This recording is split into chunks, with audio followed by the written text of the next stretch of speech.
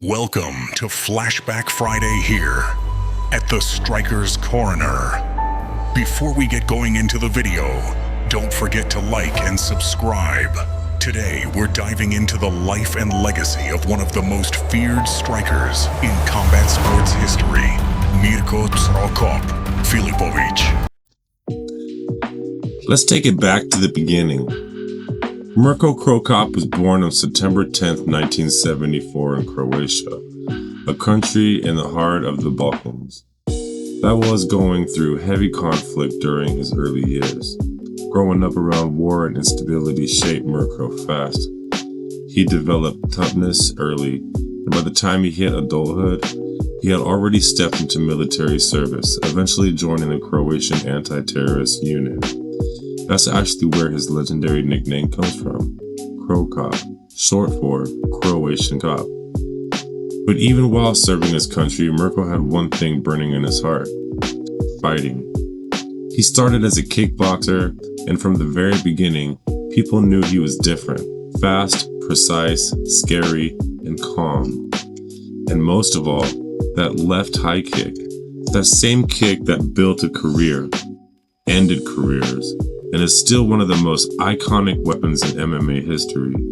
The old saying became true every time he fought: right leg, hospital; left leg, cemetery. Mirko entered K1 in the 1990s and immediately made noise. He fought legends like Ernesto Hoost, Mike Bernardo, and Peter Ayers. What stood out was not just his power, but his discipline and his technique. He wasn't wild, he was surgical, a sniper with kicks. Then came the transition to MMA. In the early 2000s, Mirko stepped into the Pride Championship. That's where he became a global superstar. Pride fans didn't just love him, they worshipped him. The ring, the stomps, the chaos, it all fit perfectly with his style. He fought and defeated some huge names: Igor Volvichin, Wanderlei, the Axe Murderer Silva, Josh Barnett, Mark Coleman, and Kevin Randleman. And who can forget the 2006 Pride Openweight Grand Prix?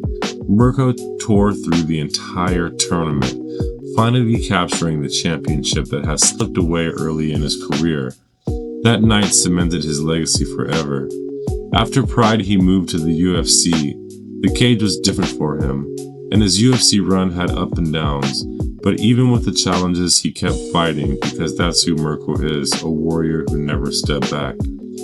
After leaving the UFC, Mirko wasn't done. He returned to Japan, fought for Risen, and went on an unbelievably late career run. He finished his career on a 10-fight winning streak, proving he could still compete at a high level even in his 40s. Mirko Krokop's last professional MMA fight was on February 16, 2019, where he defeated Roy Nelson in a rematch.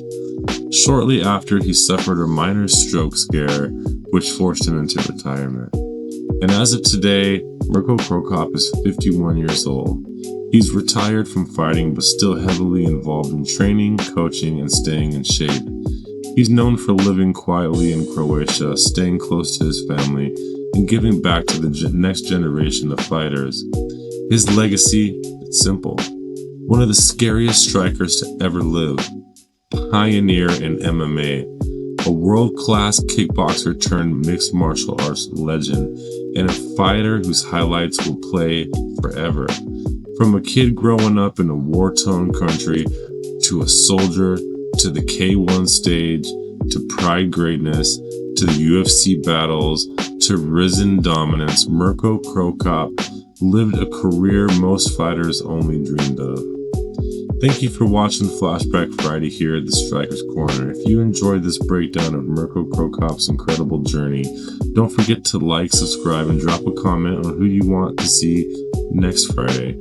Until next time, I appreciate you watching from the Striker's Corner. Peace, y'all.